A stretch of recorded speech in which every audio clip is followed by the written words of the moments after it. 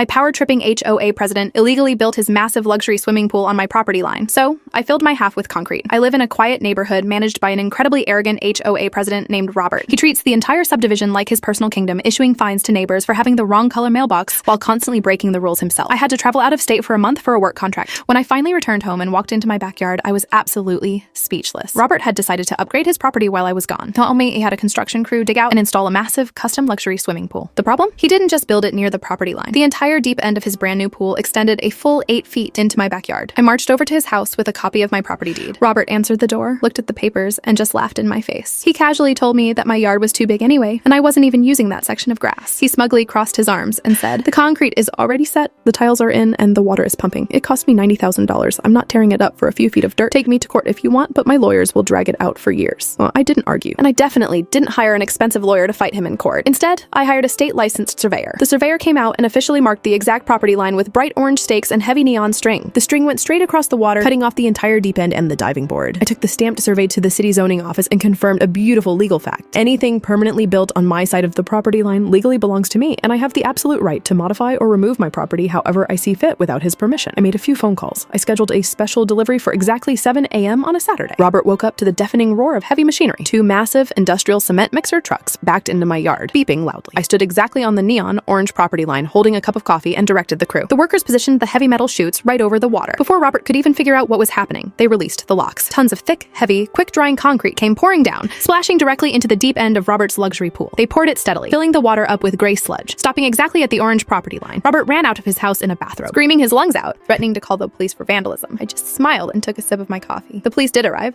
They looked at the mountain of wet concrete displacing the pool water, then looked at my stamped legal property survey. The officers calmly turned to Robert and explained that since the concrete was being poured strictly on my side of the documented property line, I was simply landscaping my yard. It was a civil matter, and they couldn't arrest me. The heavy concrete completely clogged and ruined his expensive underground filtration system within minutes, permanently destroying the structural integrity of the entire pool. To make it even more satisfying, the commotion brought out a city inspector. When the inspector realized Robert had built a massive aquatic structure over property lines without a single approved city permit, he hit Robert with a massive fine. Robert now has to pay a specialized demolition crew entirely out of his own pocket to jackhammer and remove the rest of the ruined, concrete-filled pool. My entitled coworker had a terrible habit of constantly stealing my loose cash and scratch-off lottery tickets from my desk, but human resources refused to fire him, so I planted a completely fake prank ticket worth $250,000 and watched him completely destroy his own life. I work in a high-stress corporate sales office, and my desk neighbor was an incredibly arrogant guy named Tyler who constantly bragged about his expensive lifestyle, even though he was secretly drowning in credit card debt. I have a fun tradition of buying 2 scratch-off lottery tickets every Friday afternoon, but for 3 weeks in a row, I would come back from my lunch break and find my unplayed tickets completely missing from my drawer. I checked the hidden security camera in the hallway and saw Tyler slipping into my cubicle and stealing them. I took the footage to our useless HR department, but they said since it was only a few dollars, they couldn't officially terminate him and just told me to lock my desk. I was absolutely furious that he got away with stealing, so I went online and ordered a highly realistic prank lottery ticket that was guaranteed to reveal a massive $250,000 jackpot. The fine print on the back clearly stated it was a joke, but I knew Tyler was way too greedy to ever read the rules. On Friday, I left the fake ticket sitting right on top of my keyboard and went to the cafeteria. When I came back, the ticket was gone, and Tyler was sitting at his desk aggressively shaking and staring at his phone with his eyes wide open. He abruptly packed his bag and ran out of the office halfway through the day. On Monday morning, Tyler strutted into the office wearing a brand new custom-tailored Gucci suit and a massive shiny gold Rolex watch. He walked straight into the strict regional manager's office, kicked the door open, and started aggressively screaming that he was quitting. He called the manager a pathetic loser, flipped a massive tray of hot coffee all over the corporate documents, and bragged to the entire silent sales floor that he had just hit $250,000 on a scratch-off and was officially retiring. He then drove straight to a luxury car dealership and financed a brand new $100,000 Porsche using his assumed lottery winnings as leverage. Tuesday afternoon is when the absolute disaster finally struck. Tyler drove his new Porsche directly to the state lottery commission to claim his massive prize. When he proudly slapped the ticket on the glass counter, the government clerk took one look at it, started laughing uncontrollably, and read the tiny red print on the back that said, "This is a novelty prank and has zero cash value." Tyler threw an absolute massive temper tantrum and started smashing the glass counter, so the lottery security guards physically tackled him, and he was arrested for destruction of government property. By Wednesday, his brand new Porsche was instantly repossessed because he had absolutely no job and no money to make the first payment. He had the absolute audacity to call our regional manager crying and begging for his sales job back, but the manager literally laughed so hard he put Tyler on speakerphone for the entire office to hear before hanging up on him. I spent the rest of the week enjoying my peaceful cubicle, and I never lost a lottery ticket ever again.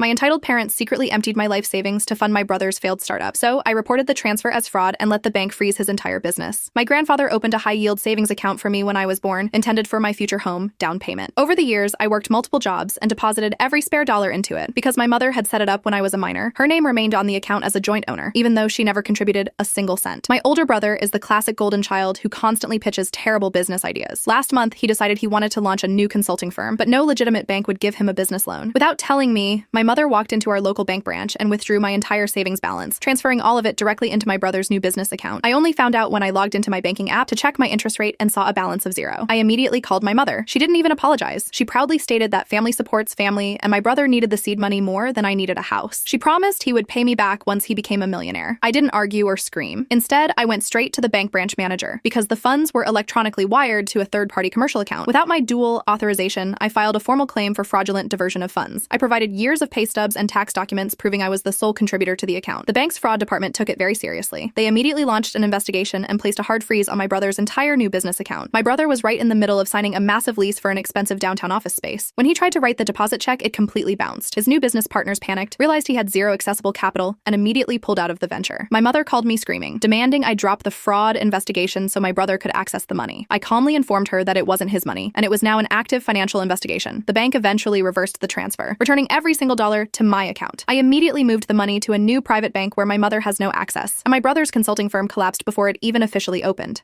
My entitled sister stole my rusty old car to give to her teenage son. She didn't realize it was a fully restored classic worth $120,000, and she just committed grand theft auto. I work from home, and my absolute biggest passion in life is restoring vintage cars. I keep a very low profile about my finances and my hobbies. My older sister, however, is incredibly entitled and constantly coddles her newly licensed teenage son, demanding the rest of the family cater to him. For the last 3 years, I have been quietly working on a classic 1969 muscle car in my detached garage. To the untrained eye, especially with the thick protective dust cover on it, it might just look like an old, forgotten project car. But under the hood, it is a fully restored, numbers-matching masterpiece that I recently had professionally appraised and insured for well over $100,000. Last weekend, I hosted a family barbecue. My sister's son was complaining loudly about having to drive a safe, boring, used sedan to high school. My sister looked at me, sighed, and said, I should just give him the old junker, taking up space in my garage since I work from home and don't even commute. I laughed and told her absolutely not. She called me selfish and spent the rest of the afternoon making passive-aggressive comments about how families should share their unused toys. I didn't think much of it until Monday morning. I went out to the garage to grab a tool and my stomach dropped. The car was gone. My spare set of keys, which I keep hidden in a drawer in my kitchen, was also missing. I immediately checked my driveway security cameras. Sure enough, the footage from Sunday night showed my sister pulling up in her minivan. Her teenage son hopped out, unlocked my garage with the spare key they had secretly stolen during the barbecue, and happily drove off in my classic car. I didn't call her. I didn't send an angry text demanding it back. I immediately called the police and reported the vehicle stolen, providing the high-definition security footage, the license plates, and the VIN number. 2 hours later, my phone started ringing off the hook. It was my mother, absolutely panicking. The police had pulled my nephew over right in the high school parking lot. Because the car was reported stolen and valued at 6 figures, the police didn't treat it like a simple joyride. They treated it like a major felony. They drew their weapons, pulled him out of the car in front of his entire school, and arrested him for a felony grand theft auto. My sister rushed to the police station, screaming at the cops that it was just a family misunderstanding and that she had borrowed the car for her son. The detectives asked for proof of permission or ownership. She had none. When the detective informed her of the actual appraised $120,000 value of the vehicle, she completely broke down. By giving her son the stolen keys to a massive financial asset she didn't own, she had legally implicated herself. She spent thousands of dollars bailing him out and had to hire a very expensive defense lawyer. She showed up at my house crying, begging me to drop the charges, claiming she thought it was just a worthless piece of junk taking up space. I looked her dead in the eye and told her that stealing a cheap car is still stealing, and I wasn't bailing her out of the consequences. The state prosecutor is currently pushing for heavy probation and a suspended license for my nephew, and my sister is officially facing accessory charges. The car is safely back in my garage, and my sister is no longer welcome on my property.